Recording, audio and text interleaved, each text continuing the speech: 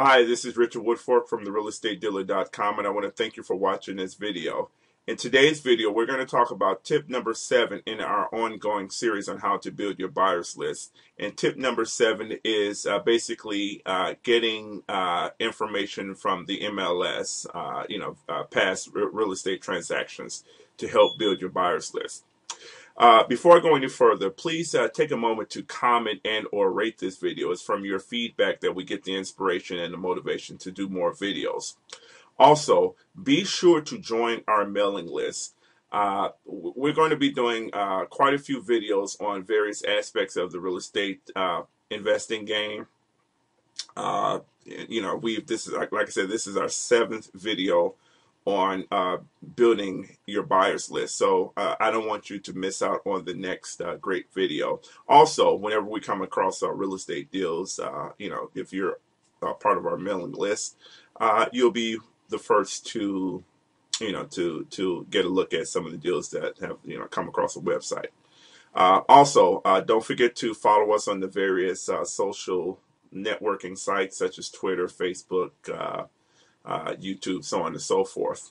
And lastly, we have finally started our real estate mentoring coaching program. That's at trdcoaching.com. The link is on the screen now. So if you're interested in getting some quality real estate coaching at a reasonable price, be sure to check out our new website, trdcoaching.com. Now, back to the video. I'm very excited about this particular method because this method is probably one of the most effective ways to build your buyer's list. And again, that's using data from the MLS to build your buyer's list. I had a friend of mine ask me a question recently, and the question was, he basically said, Richard, are people still buying real estate? I mean, I know the economy is really bad, but are people buying real estate? And the answer to that question is, heck yeah, they are buying real estate. It's funny because before he asked me that question, I used the tip that I'm about to share with you now to find out exactly what types of properties are being sold and in what areas and who's buying them. And I went on to tell him that people are looking for bargains. If you're a person who's looking for a primary or a secondary residence, in other words, someone who's going to be living in the property that you're going to buy, you're looking for a bargain. Okay. And if you are a real estate investor, again, you're looking for a bargain. The bargains are out there and people are looking for bargains and they're buying bargains and they're buying real estate.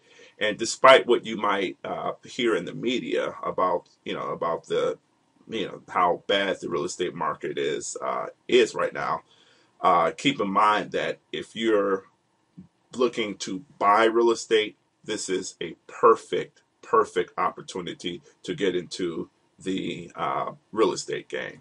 Okay. But anyway, so I showed him some data that I have that I basically put together regarding real estate transactions in my city and in the areas in my city that I'm interested in. And when you talk with these real estate agents to get you the information about real estate transactions, you basically it's when you're first starting off, it's probably better if you start off in a very small area. Here in the city that I live in, Chicago, the real estate agents basically have divided the city into neighborhoods. Okay. In other cities, they might divide the city up by zip codes. Okay. But in Chicago, they divide the city up by neighborhoods. So basically, I went to my real estate agent and I said, hey, can you give me, basically, real estate transactions that have closed within a certain dollar amount, and the dollar amounts that I used was between $1,000 and $50,000.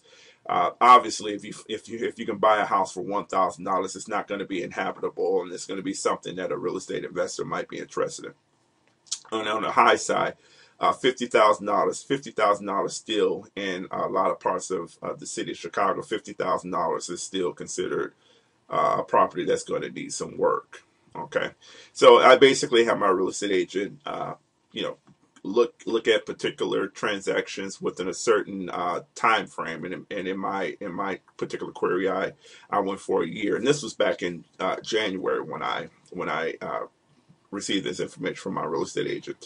So basically, from January of 2010 back to January of 2009, I was looking for real estate transactions that's closed between $1,000 and $50,000, and I was quite surprised. I mean, I know people are looking for bargains, but I was quite surprised at the number of transactions that have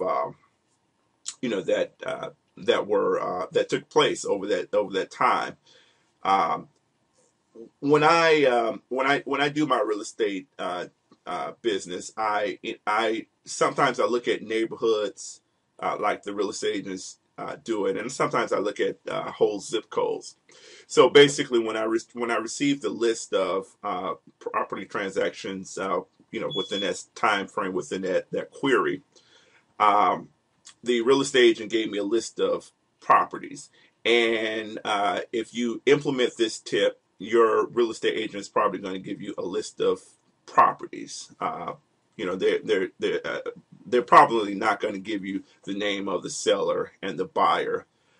If you can just get a list of the actual properties that have sold, you can get the information as far as who sold it, who purchased it, uh, with a couple more steps, and I'll go through those steps for you. Um, Now, uh, a little segue here. YouTube. I know YouTube has a 10-minute limit on videos, and I'm not sure what some of the other video share websites, what their limits are. So if I get a little long-winded with this video, I'm going to break it up into 2 or 3 parts. So be sure to look at all the parts, because this, like I said, I'm so excited to share this tip with you, because this is uh, one of the most effective ways to build your buyers list. Okay. All right. Now,